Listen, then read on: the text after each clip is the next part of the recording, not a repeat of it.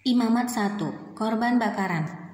Tuhan memanggil Musa dan berfirman kepadanya dari dalam kemah pertemuan. Berbicaralah kepada orang Israel dan katakan kepada mereka, apabila seseorang di antaramu hendak mempersembahkan persembahan kepada Tuhan, haruslah persembahanmu yang kamu persembahkan itu dari ternak, yakni dari lembu sapi atau dari kambing dombamu.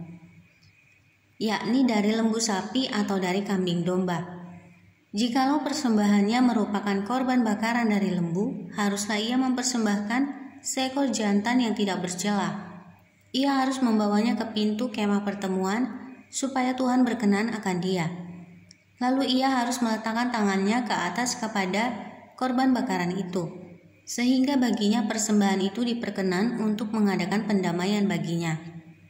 Kemudian haruslah ia menyembelih lembu itu di hadapan Tuhan, dan anak-anak Harun, imam-imam itu, harus mempersembahkan darah lembu itu dan menyiramkannya pada sekeliling mezbah yang di depan pintu kemah pertemuan.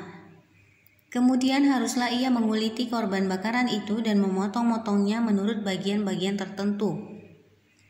Anak-anak imam Harun haruslah menaruh api di atas mezbah dan menyusun kayu di atas api itu.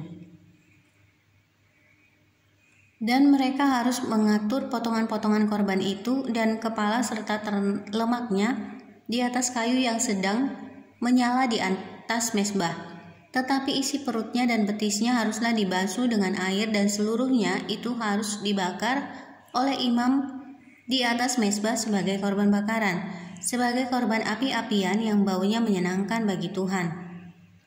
Jikalau persembahannya untuk korban bakaran adalah dari kambing domba, baik dari domba maupun dari kambing, haruslah ia mempersembahkan seekor jantan yang tidak bercela.